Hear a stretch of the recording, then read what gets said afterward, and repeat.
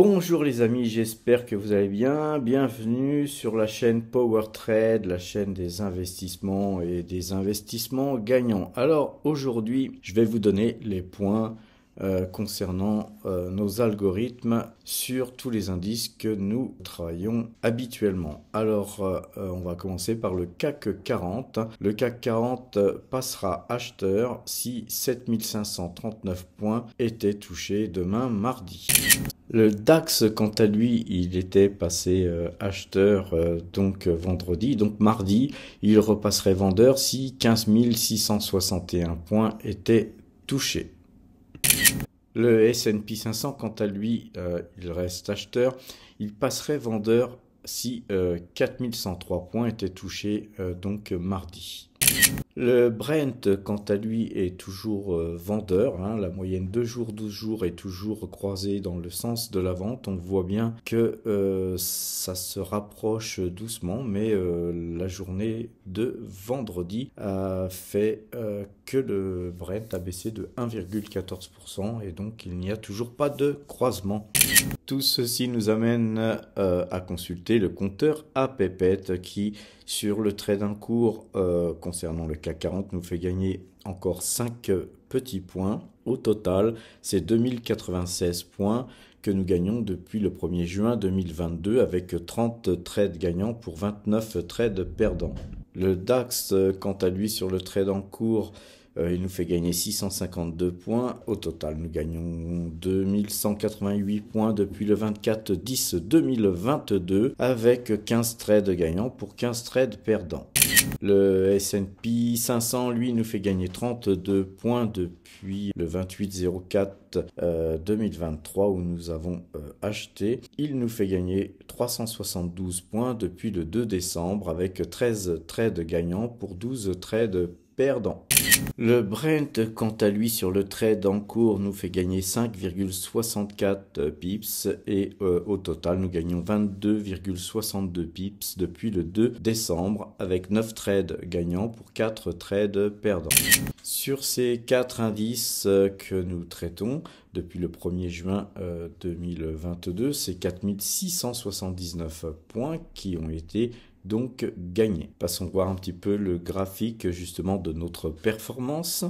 Nous avons donc là sous les yeux l'évolution de notre performance concernant les trades que nous avons pu faire depuis le 1er juin 2022 sur les marchés futurs. On voit que la performance a d'abord commencé à être très bonne avec une pente relativement importante, une stagnation et puis des mouvements erratiques avant de se reprendre dernièrement sur les marchés qui ont été beaucoup moins volatiles dans l'ensemble. Concernant nos actions, donc nous avons sous les yeux le portefeuille action de Power Trade qui performe de 10,33% depuis le début de l'année avec un total de 77 271 € de gains.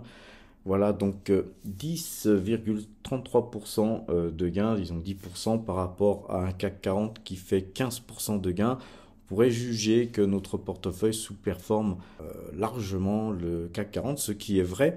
Par contre, il faut analyser les raisons.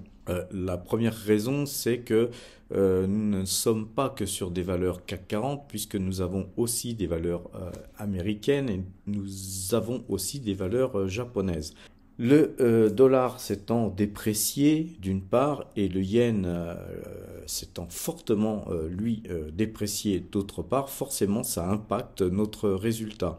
Alors dans ce sens-là aujourd'hui, évidemment ça impacte notre résultat d'une manière négative, pourrait-on dire, mais je pense que beaucoup de gens qui ne travaillent que le S&P 500 par exemple, ont morflé certainement plus que ce portefeuille qui est relativement bien diversifié en termes d'allocation d'actifs en général, mais aussi d'allocation d'actifs géographiques. Car effectivement, si on se compare au CAC 40, on sous-performe de 5%. Par contre, si on se compare au S&P 500, on sous-performe d'environ 2%, sans compter la décote la décote du dollar qui a perdu environ, je pense, 10% depuis le début de l'année. Donc en fait, globalement, nous nous en tirons plutôt bien. Et moi, je vous encourage toujours à diversifier, même si on sous-performe un petit peu le CAC 40. Le CAC 40, c'est pas forcément l'indice phare sur lequel il faut forcément toujours se comparer, bien que c'est intéressant de le faire. Maintenant, se comparer sur le CAC 40 quand on vit en France, c'est quand même important. Par contre, si on partage sa vie comme moi dans différents pays, effectivement, quand on a des dépenses en dollars ou en yens, effectivement, il faut aussi tenir compte de tout ça. Donc ça, c'est assez important aussi de se comparer par rapport à la monnaie avec laquelle on dépense, avec laquelle on vit. Voilà les amis, je vais arrêter là cette vidéo puisque nous sommes le 1er mai. Je ne voulais pas vous faire une vidéo trop longue. Je referai une vidéo sûrement ce soir ou demain matin concernant justement les dividendes qui peuvent être versés soit en euros si vous êtes beaucoup investi sur des valeurs en euros, soit en dollars quand on a des valeurs dollars, voire en yens, comme moi je le fais un petit peu aussi, d'une manière progressive. Nous sommes de plus en plus investis en yens, vous l'aurez constaté. Voilà les amis, je vous souhaite un bon 1er mai. Je vous dis à demain, portez-vous bien.